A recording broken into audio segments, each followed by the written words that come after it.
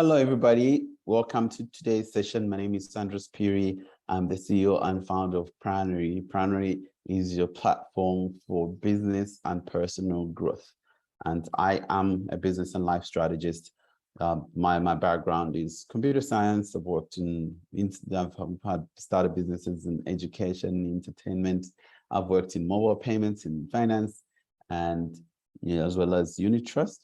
But my business has been in education, and I started this business teaching people about how to grow their businesses, how to grow their personal lives, or to grow their careers and grow their life in 2009, after going through a program that helped me find my purpose and find my mission and helped me to empower all different areas of life. And this is what I would like to share with all of you right now in this series. In the previous session, we talked about the introduction to empowering all areas of life. And when we talk about the different areas of life, we talked about spiritual, mental, financial, vocational, family, social, as well as physical. So these 7 areas of life, according to Dr. John DiMartini.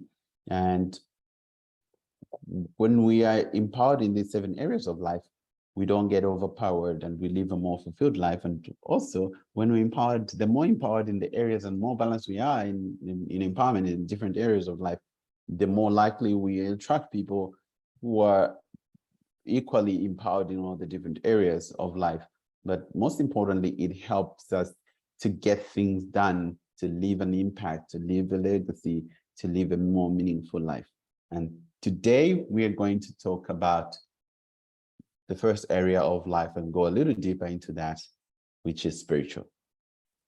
So the spiritual area of life is talking about your life mission, your purpose, what you love to do, what you are, or what you believe you're born to do here on earth. And this is something that some of you have already figured out. Some people have figured out already. Other people struggling with that. Other people would love to know what that is.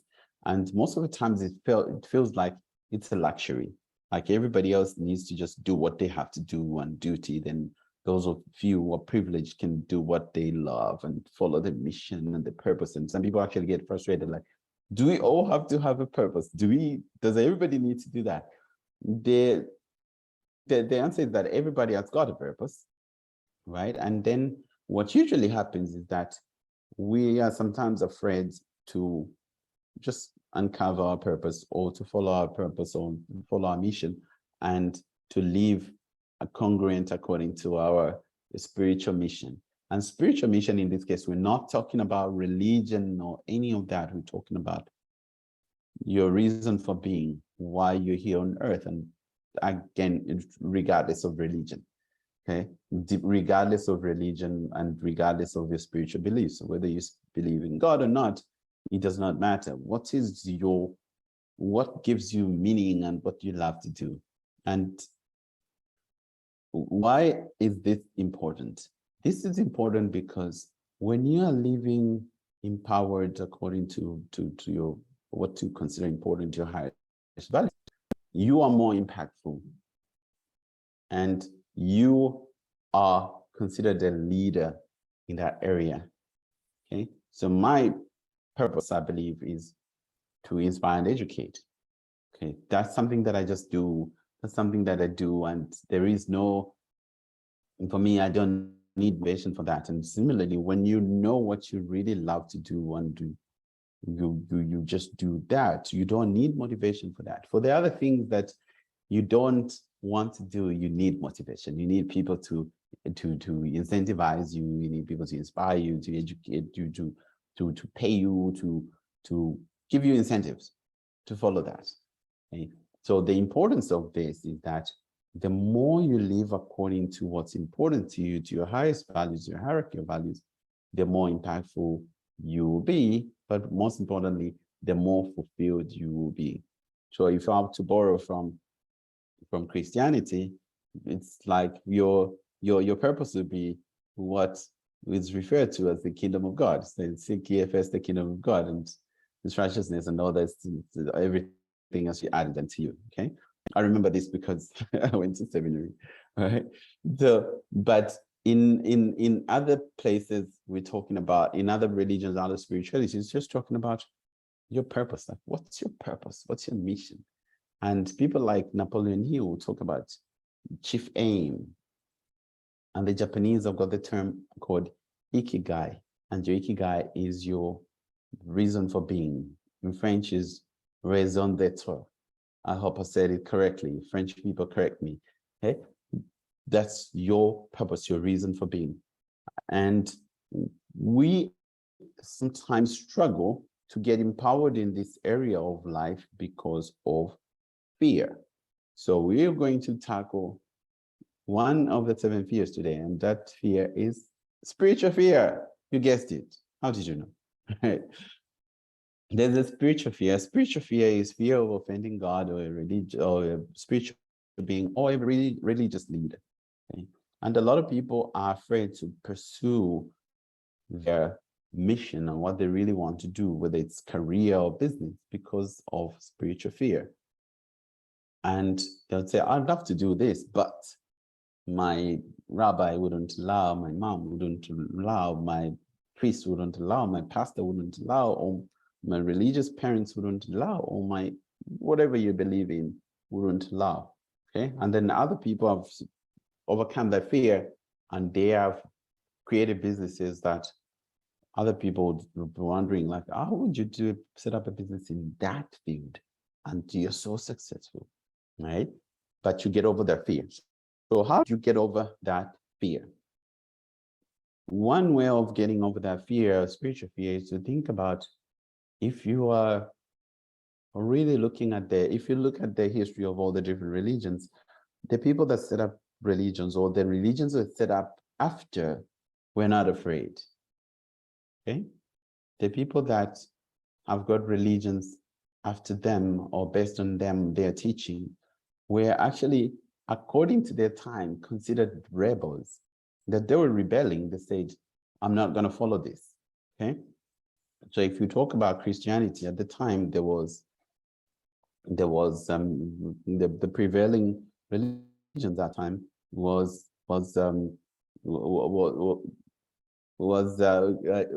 were a lot of, like, there was the Jewish religion happening at the time. So there was the teachings of Moses, and then Jesus comes in and says, look, I don't believe in this, I'm going to do this and do that. And he offended the spiritual leaders of the time,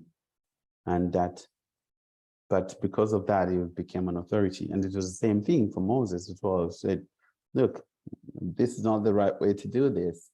I'm going to lead the people according to what I've learned. According to what I believe and what God has taught me. And then he led people, and then there was something that got reformed after that. And same thing with Muhammad. He also was rebelling against what was being taught at the time.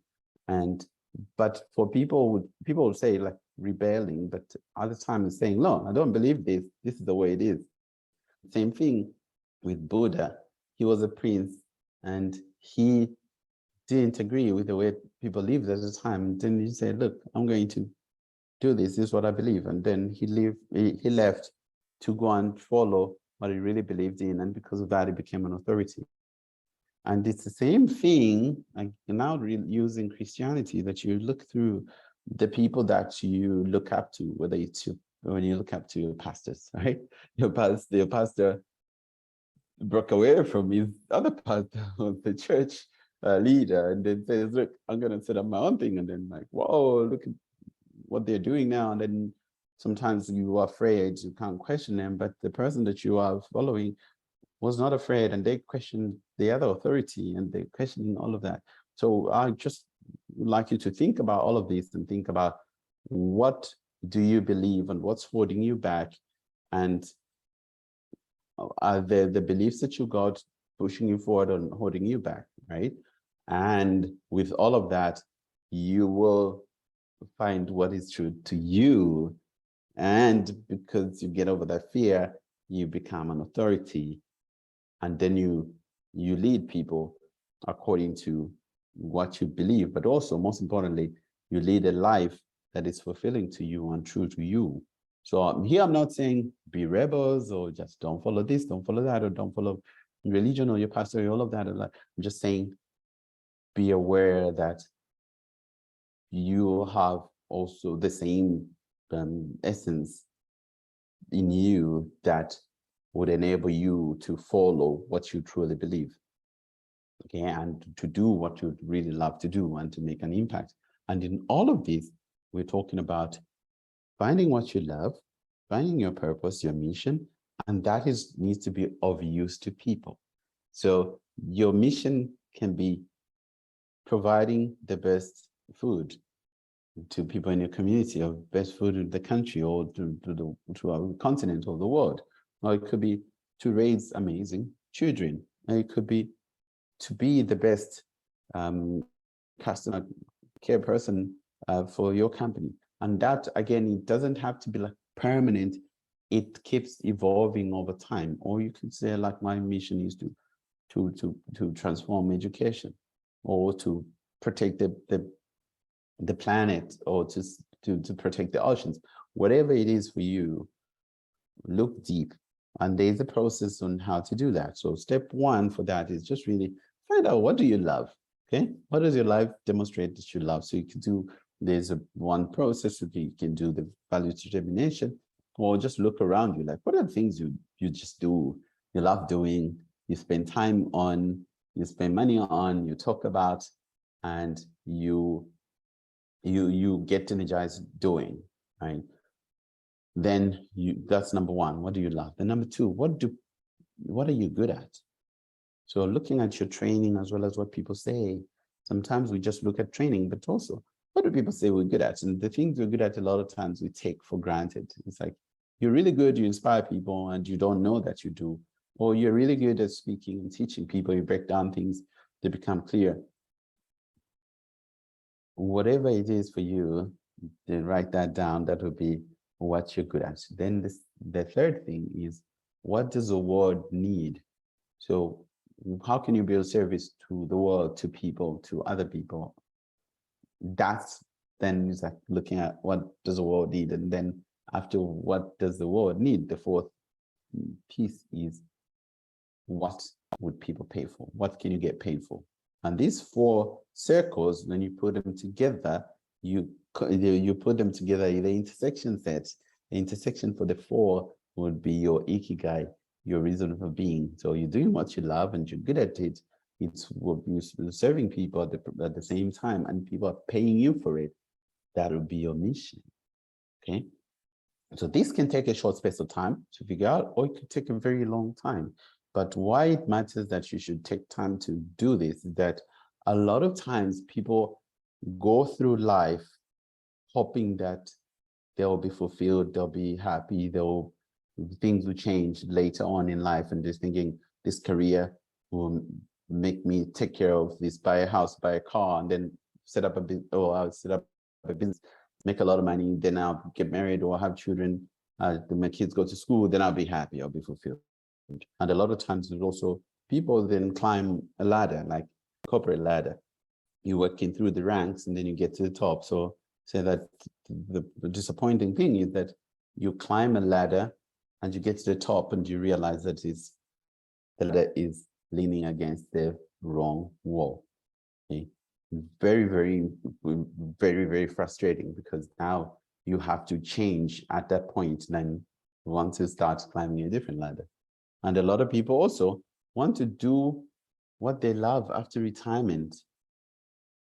But like, I want to work so hard so I can retire and then do what I love. But at that time, when you're doing what you love or doing what you're good at or something meaningful, after retirement, it's a little late, because you'll be starting from scratch again, learning something completely new. And then something that has been shown statistically, and when you look, is that a lot of people, they die within 5 years of retirement. Why is that? It's because a lot of people, after they retire, they're not useful. Okay? They're not useful. They feel it like, no, I've got no purpose. I don't have anything to do. I've got, people are not calling me to ask me anything anymore. And now I'm just home, I'm bothering my partner, just picking up like, oh, there's dust there, there's this there. And like, just and then that lack of purpose just makes them deteriorate.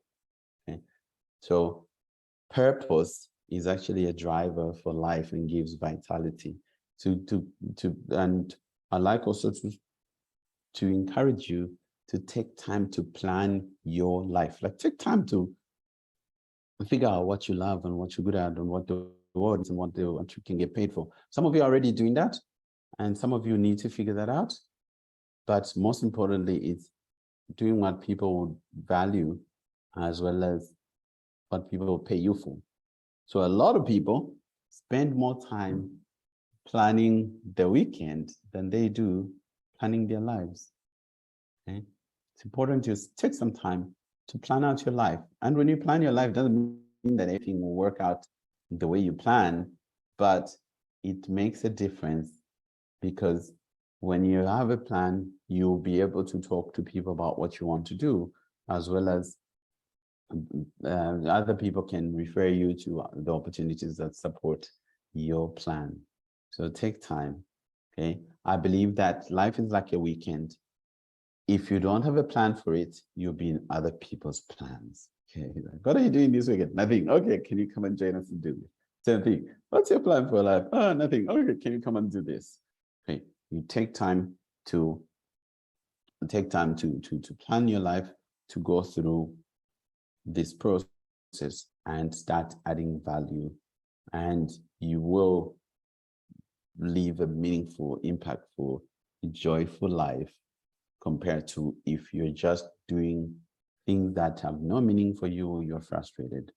There are a lot of people, not a lot of people, but there are some good examples of people who are actually doing what they love. So like people like Warren Buffett is doing what they love, and Bill Gates is doing what they love, and a few others, like just global examples, Elon Musk. But did you see that in that place, when you're doing what you love and it's according to your mission and purpose, you get into flow, you get into moments of flow, and actually your vitality is increased.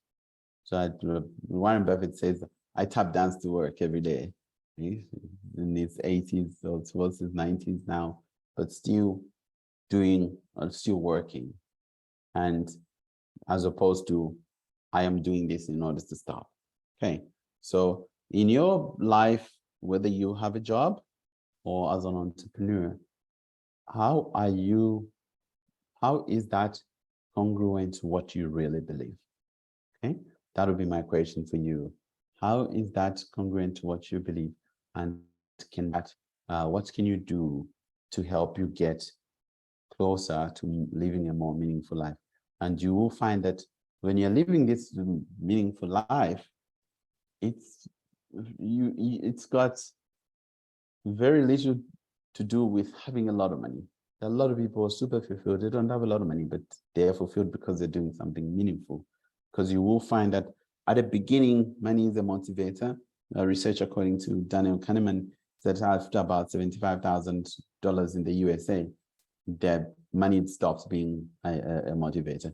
So people are looking now for meaning, for autonomy, for purpose, and they're looking for